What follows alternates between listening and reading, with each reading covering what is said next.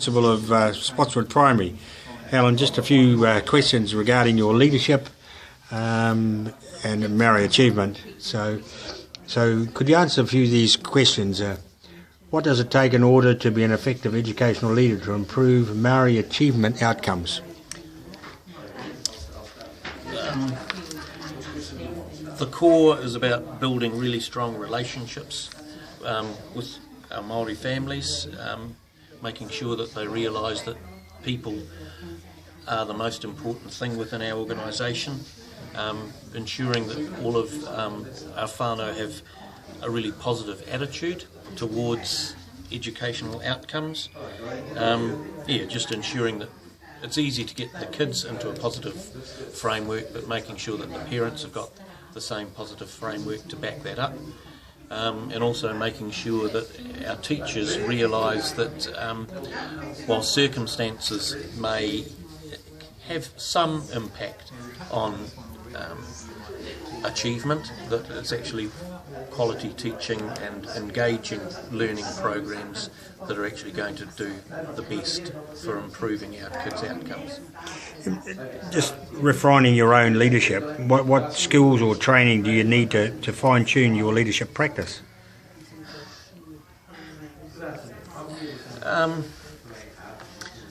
In terms of dealing specifically with whānau, it's really important, I think, to be able to meet them on their own turf and on their own terms.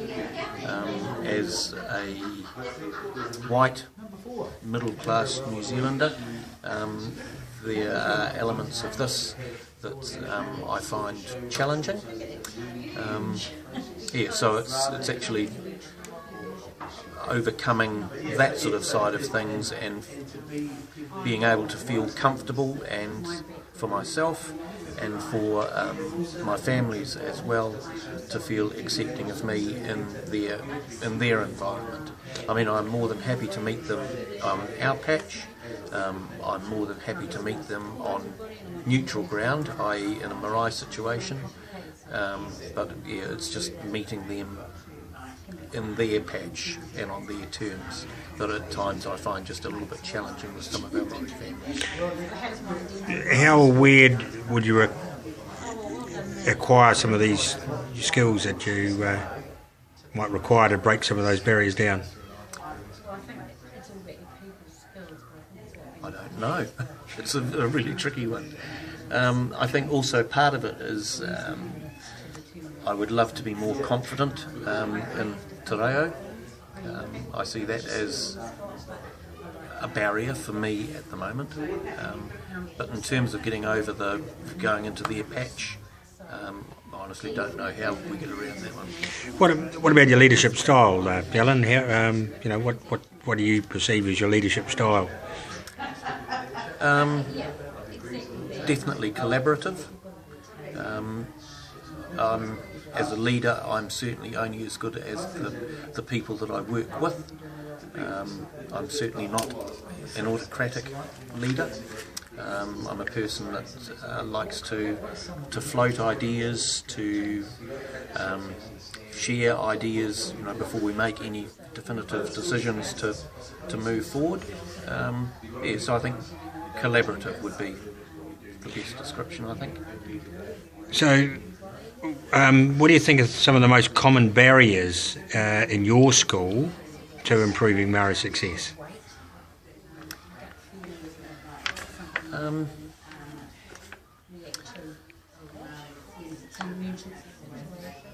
Lack of parental involvement in a number of cases.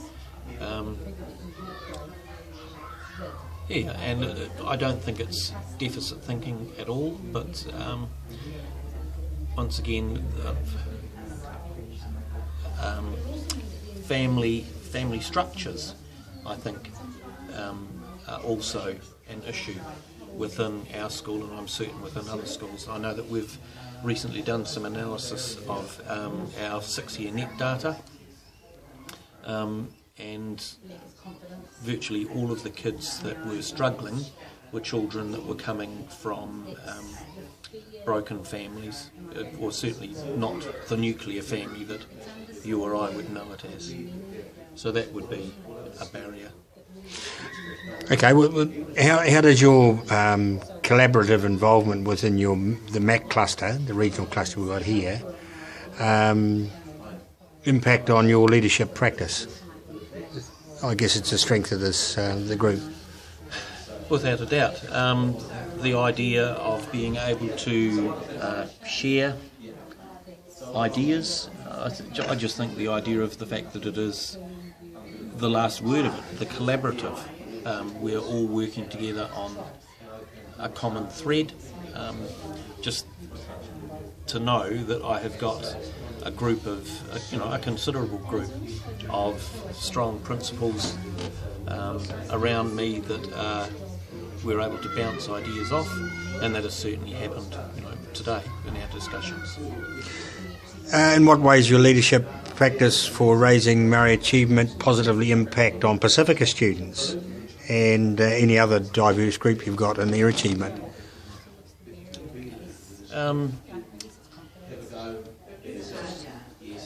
I think, and it's been said time and time again, that anything that we do to improve Maori achievement and change practices to make sure that that happens has a positive effect on the overall population of our schools. We've got a significant number of Pacifica parents, of Pacifica children rather.